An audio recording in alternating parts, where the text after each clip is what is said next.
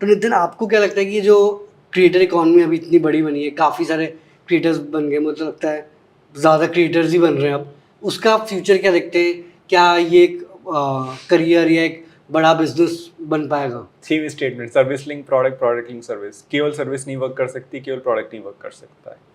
Service में जो भी हैं, आइडली मुझे लगता है जो भी कंटेंट बना के डाल रहे हैं, जो भी कंटेंट बन रहा है वो सर्विस एक तरीके। सर्विस भी मतलब may be there is a middle space somewhere कि भैया मैंने मेरे हिसाब से बना लिया, लेकिन in the end I am using YouTube as a service provider to reach my target audience. तो समहाउ मैं बना खुद रहा हूँ, लेकिन मेरी पूरी डिपेंडेंसी एक सर्विस प्रोवाइडर के ऊपर है उस चीज़ के लिए। ठीक है। जैसे इंटरनेट बंद हो जाएगा तो क्या कंटेंट देखेगा? हाँ। यूट्यूब ने आपके कंटेंट को ब्लॉक कर दिया, कौन देख पाएगा? Same goes with Instagram, right? तो मेरा पूरा बिजनेस एक सर्विस प्रोवाइडर के हिसाब से बना हुआ है। अगेन, जैसे अमेजोन ने आज किसी प्रोडक्ट के बिजनेस को ब्लॉक कर दिया, जो सर्विस प्रोवाइडर है, तो प्रोडक्ट जो सर्विस पे पूरा का पूरा डिपेंडेंट है, वो भी बहुत ज़्यादा रिस्की स्पेस है आज के टाइम के अंदर। हाँ। और पूरी जनरेशन अगर हम देखें तो ये पूरी फास्ट जनरेशन है। Everything is fast, fast food, fast life, fast relationship, fast fashion, use and throw, correct. No string attach, और कोई अटैचमेंट चाहिए नहीं। तो लॉयल्टी आज के टाइम में मिथ हो गई है। हर तरीके के लोग हर जगह, तो मैं जनरल स्टेटमेंट नहीं दे रहा हूँ कि भैया ये चीज़ सब जगह वैलिड है, जनरिक स्टेटमेंट है, और generic statement basis on the current observation है। तो मुझे बस वहाँ पे एक चीज़ लगती है कि you really need to create a ecosystem. मेरे हिसाब से जो क्रिएटर इकोनॉमी है उसमें सबसे बड़े दो फॉल्ट थे या फॉल्ट है। जो क्रिएटर इकोनॉमी केवल क्रिएशन पे बात कर रही है, वो दो बहुत इंपॉर्टेंट कंपोनेंट भूल गई है। दूसरा है कॉमर्स एंड तीसरा है कम्युनिटी। कम्युनिटी में कुछ पार्ट ऑफ लोग हैं जो लॉयल होंगे आपकी तरफ। कस्टमर, कंज्यूमर, जो भी जना आपका कंज्यूमर है वो आपका कम्युनिटी मेंबर है। कस्टमर आपका कम्युनिटी मेंबर कभी भी नहीं होगा। ओके। कम्युनिटी का सिंपल मीन है कि वो लॉयल है थोड़ा बहुत आपकी तरफ, और वो भी लॉयल तब तक रहेगा जब उसको आप रेगुलर बेसिस पे कुछ ना कुछ नया देते रहोगे। और तीसरा पार्ट है कॉमर्स। तो कॉमर्स आपको लगता है कि केवल एक ही चीज़ से बिल्डअप होती है कि यूट्यूब के मोनेटाइजेशन से पैसा बन जाएगा, ये भी बहुत बड़ा फॉल्ट है। जैसे जैसे कंपटीशन बढ़ेगा, लोगों का जो अटेंशन स्पैन है वो कम हो रहा है और बहुत ज़्यादा लंबे वीडियो नहीं देख रहे, लंबा कंटेंट नहीं देख रहे, तो मोनेटाइज होना उसको मुश्किल हो गया आज के टाइम पे। तो अपने केस के अंदर मुझे लगता है कि कंटेंट कॉमर्स कम्युनिटी वाला कंपोनेंट जो सही ढंग से बना पा रहा है ना, वो बिजनेस से थोड़े लंबे वक्त तक काम कर पा रहे हैं। जैसे आप देखेंगे there is a brand called Urban Monkey. तो अर्बन मंकी का आप देखेंगे कि उन्होंने बहुत ही स्पेसिफिकली पकड़ा है कि किस तरीके की लाइफस्टाइल वाले लोगों को, थोड़ा सा जो भी आप बोलेंगे हिप हॉप, फैशन, थोड़ा सा ट्रेंडी लाइफस्टाइल है, उस तरीके की चीज़ें, कैप्स हो गई, तो उन्होंने उस चीज़ को पकड़ के एक अपना पूरा पूरा निश बना लिया। तो अर्बन मंकी के जो लोग हैं, जो यूज़र्स हैं, वो कल्ट ऑडियंस में चले गए। Same goes with snitch. तो स्निच ने भी अपना एक कल्ट ऑडियंस बना दिया कि मेरे को टारगेट ही ऐसा करना है कि इससे मेरे को फास्ट फैशन के लेवल पे ये एक्सपेक्ट करना है कि साल का 10 से 20 हज़ार रुपये का सामान खरीदे, इसीलिए हर चीज़ को अंडर 1000 लेके आ गया अपन। Same goes with Zudio. तो इन्होंने एक अलग तरीके का ऑडियंस बनाया है कि भैया मैं इतना फास्ट प्रोडक्ट इनोवेशन कर रहा हूँ कि people will have no other choice but come to me, because जिस प्राइस में मैं दे रहा हूँ, जितनी फ्रीक्वेंसी में मैंने प्रोडक्ट्स को चेंज कर रहा हूँ, कोई और उस चीज़ को कम्पीट ही नहीं कर सकता है। और वो भी इसलिए खेल पा रहे हैं क्योंकि उनका एक अपना कल्ट बन गया पूरा का। या इनोवेशन से ज़्यादा वो कॉपी और वो सारी चीज़ें कर रहे हैं।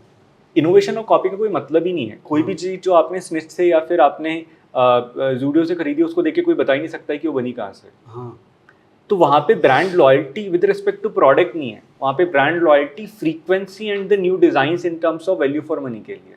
कि एक वैल्यू फॉर मनी प्राइस में बेस्ट डिजाइन प्रोवाइड कर रहे हैं। वो बेस्ट है नहीं, दैट इज ऑल्सो क्वेश्चन। अच्छा। बट जो ऑडियंस है उसका माइंडसेट ही यही है कि भैया उनको पहनना ही 2 बार है। अच्छा। तो उनकी फ्रीक्वेंसी पूरे साल भर में आदमी ने कितनी बार मेरे से सामान खरीदा, उससे उनका रिपीट निकल रहा है। सेम प्रोडक्ट का रिपीट कोई भी नहीं बता सकता आपको। कैसे बताओगे आप? इस पूरे मॉडल में सेम प्रोडक्ट का रिपीट कहाँ से निकालोगे आप? जबकि मॉडल ही यही है कि भैया हर बार वो नया प्रोडक्ट खरीदे। हाँ, क्योंकि हर 10 दिन 7 दिन में तो प्रोडक्ट ही चेंज कर रहे हैं ना ये सब।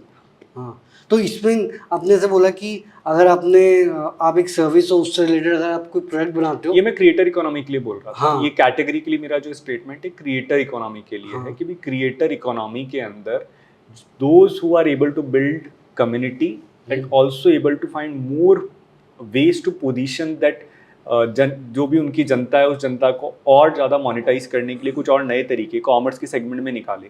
हर क्रिएटर ने अपनी मर्च लॉन्च कर दी, क्यों नहीं चली? क्योंकि इंडिया में एक तो लॉयल्टी उतनी नहीं है और प्लस पेइंग पावर उतनी नहीं है। तो अगर आपको बात पेइंग पावर की है ही नहीं। कलेक्टेबल के नाम पे लोग आज देखो पता नहीं कितने पैसे खर्च करते हैं।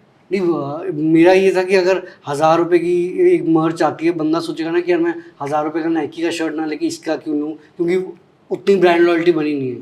भाई आज का टाइम तो ऐसा हो गया है कि नाइकी और इस तरीके के एडिडास जैसे ब्रांड्स है वो मार्केट अपॉर्चुनिटी को समझने लगे हैं, और जो जना आज के टाइम में 2000-2500 रुपए की एसपी पे काम करता था वो भी 800-1000 रुपए के सामान बेचने लग गए। तो दे अंडरस्टैंड दैट अपॉर्चुनिटी कि इंडिया इज, जो पूरी नई जनरेशन इंडिया में आ रही है ना, वो उस माइंडसेट में आ रही है कि they are into that fast वाला स्पेस। वो इररिलेवेंट हो जाएंगे, जैसे नोकिया इररिलेवेंट हो गया ना, वैसे ये ब्रांड्स इररिलेवेंट हो जाएंगे अगर वो उस जनरेशन के हिसाब से काम नहीं करेंगे। There are counter example like iPhone की, उन्होंने पूरी जनरेशन को एलिवेट कर दिया एस्पिरेशन के नाम पे, but they did not compromise on the quality of the product. साल का एक ही फोन निकालते हैं। तो they are so strong in R&D कि उन्होंने उस पूरी की पूरी कैटेगरी को एक्सपैंड कर दिया। तो कैटेगरी को एक्सपैंड केवल वो कर सकता है जो R&D पे इतना स्ट्रांगली काम करता है, वो फीचर दे सकता है जो कोई और दे नहीं सकता। आई थिंक R&D के अलावा उन्होंने स्टोरी टेलिंग, ब्रांड मार्केटिंग, वो सब बाद में आता है।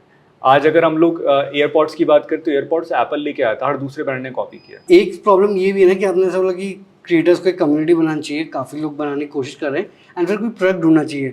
बट मोस्टली इंडिया में उनका मानना है कि इतनी पेइंग पावर है ही नहीं, और जो पेइंग पावर है मानता, वो लोग ब्रांड्स में ले लेते हैं। मैं नहीं मानता। अगर 1000 रुपए का, अरे ये गलत माइंडसेट है। ये गलत माइंडसेट है कि भैया मैं अगर कोई सेलिब्रिटी या पब्लिक फिगर बन गया हूं तो मेरे नाम का कोई टी शर्ट पहन के घूमेगा। वो वाला ऑडियंस लिमिटेड हो सकता है, बट आपके पास में जब ऑलरेडी जनता है तो आप ये सोचो ना कि आपके लिए राइट कोलैबोरेटर्स कौन हो सकते हैं, और उनके साथ में उनके प्रोडक्ट को पोजीशन करो। हर जना हर चीज़ के लिए अच्छा थोड़ी ना हो सकता है।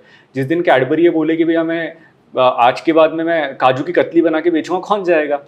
You need to understand that if we are trying to target the same customer, तो सेम कस्टमर सेम नाम की चीज को हर बार नहीं यूज कर सकता।